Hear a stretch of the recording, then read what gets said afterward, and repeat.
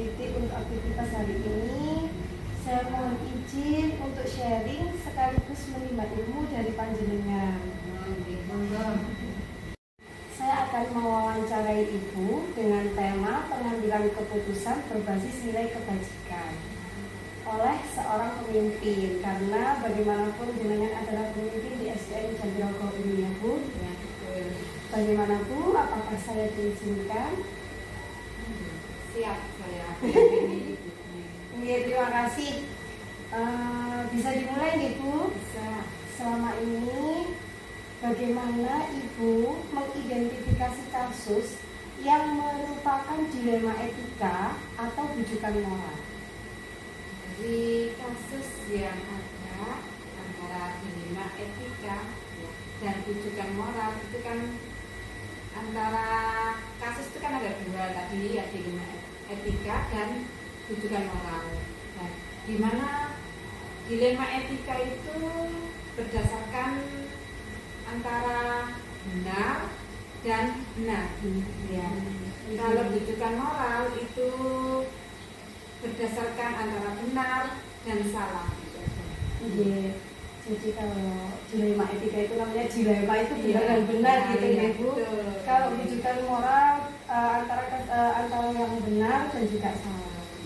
Baik, selama ini Bu, bagaimana Ibu menjalankan pengambilan keputusan di sekolah Ibu, terutama untuk kasus-kasus di mana ada dua kepentingan yang sama-sama benar atau sama-sama mengandung nilai kebajikan? Selama ini dalam pengambilan keputusan di sekolah kami ya, itu dalam dua kasus ya, tadi kepentingan yang sama antara sama benar ya, dan didasarkan pada rasa peduli, kasih sayang, dan memikirkan dampak jangka pendeknya nanti serta jangka panjangnya itu bagaimana nanti. Ini pengambilan keputusan yang saya ambil di sekolah Jatirogo ini. Ibu jadi harus mempertimbangkan ngoten Ibu. Kalau begitu, langkah-langkah atau prosedur seperti apa yang biasa Ibu lakukan selama ini? Selama ini yang saya ambil ya, langkah-langkah untuk atau prosedur yang saya lakukan di sekolah kami yaitu dalam pengambilan keputusan atau kasus dari dua kepentingan yang sama-sama benar dan didasarkan pada rasa peduli, kasih sayang itu terhadap siswa ya, dan memikirkan dampaknya nanti bagaimana dampak terhadap sekolah kita nanti, untuk jangka pendeknya itu bagaimana dan jangka panjangnya itu bagaimana nanti untuk kedepannya di sekolah kami, seperti itu. Jadi tetap istilahnya menjaga nama sekolah, ngoten Ibu. Iya. Oh begitu ya Bu. Wah, sepertinya saya harus banyak belajar nih sama Bu Titi. Selanjutnya Bu, hal-hal apa saja yang selama ini Ibu anggap efektif dalam pengambilan keputusan pada kasus-kasus dilema etika? Nah, untuk hal yang saya alami di dalam sekolah ini ya, khususnya di Jatirogo ini, bahwa untuk mengenali nilai-nilai yang saling bertentangan dengan situasi yang sekarang ini ya, untuk menentukan siapa yang terlibat dalam situasi ini, itu kita mengumpulkan banyak fakta-fakta yang ada, yaitu dengan situasi yang atau kondisi seperti ini, kemudian antara benar atau salah itu, dan kemudian paradigma benar dengan atau lawan dengan benar, seperti itu.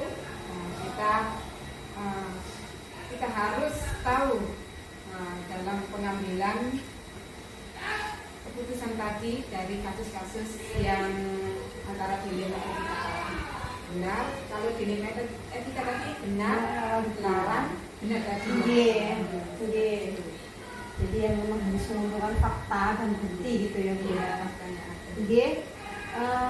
Adakah seseorang atau faktor apa yang yang selama ini mempermudah ibu dalam mengambil keputusan dalam kasus-kasus dilema etika?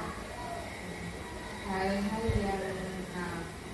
atau selama ini yang merupakan tantangan dalam pengambilan keputusan terhadap kasus-kasus dilema etika. Hal-hal apa saja yang selama ini merupakan tantangan dalam pengambilan keputusan pada kasus-kasus dilema etika? Ya.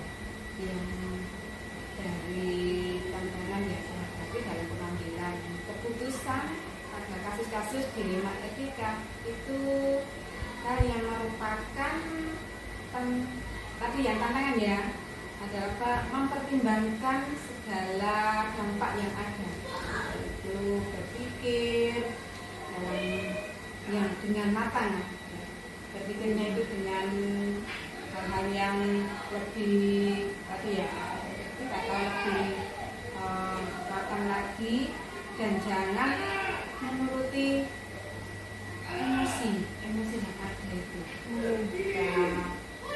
Kita harus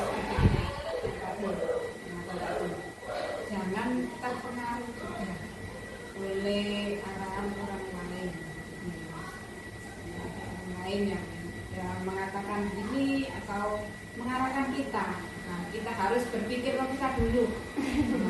Sampai seperti itu. Dan kita juga menentukan tentang nilai-nilai kebenaran yang ada. Ya, yang memang tantangan dari luar istilahnya seperti itu ya Bu. Atau biasanya kan orang itu udah Bu gini aja ngoten nggih. Tidak harus serta-merta harus diambil, harus dipikir matang ngoten nggih supaya keputusannya ini tadi tepat ngoten ya. Selanjutnya Bu, apakah Ibu memiliki sebuah jadwal tertentu dalam sebuah penyelesaian kasus dilema etika? Apakah Ibu langsung menyelesaikan di tempat atau memiliki sebuah jadwal untuk menyelesaikannya, berupa bentuk atau prosedur seperti apa yang Ibu jalankan?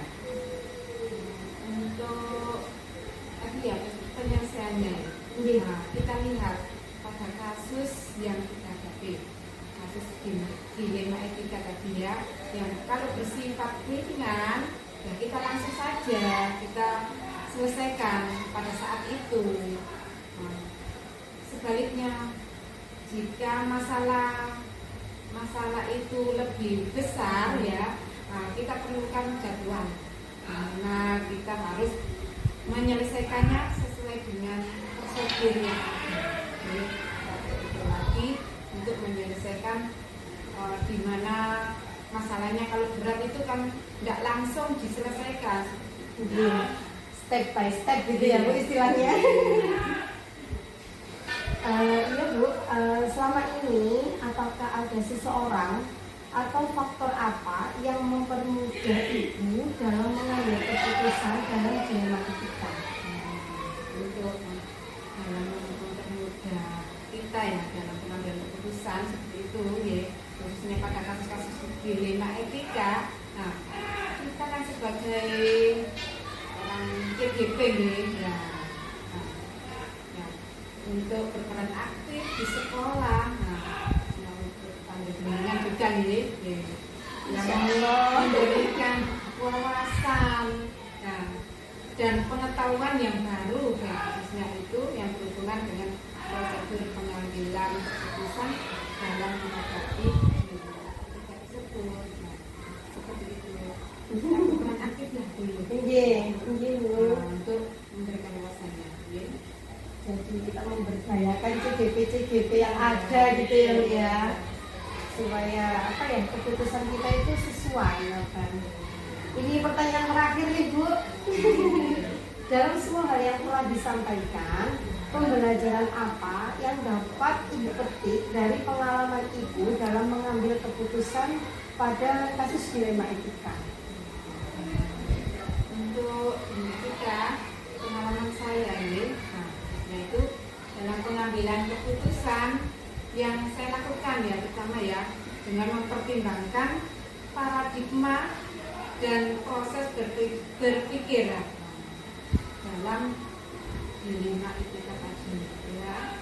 Yang selanjutnya dilakukan pengujian menggunakan langkah-langkah yang sistematis seperti itu dan sesuai dengan pandangan dari pihak Dewan Tangan yang kita ya berarti ya itu dengan murid akan merasakan kebahagiaan yang setinggi-tingginya. Dan setelah melaksanakan proses pembelajaran pada saat itu ya kita menyebutkan atau menyebutnya sebagai merdeka dalam belajar. Merdeka belajar. Ibu, alhamdulillah, terima kasih Bu. Saya sangat senang sekali bertemu Bu Siti hari ini. Tentunya juga banyak pelajaran dan hal baru yang saya dapatkan dari Ibu. Terima kasih atas waktu dan kesempatannya Ibu kepada saya. Semoga menjadi ilmu yang bermanfaat buat saya. Saling belajar lah ya. Untuk anak-anak khususnya. Terima kasih Bu. Saya izin mohon kembali ke sekolah. Terima kasih atas waktunya. Wassalamualaikum warahmatullahi wabarakatuh. Waalaikumsalam warahmatullahi wabarakatuh.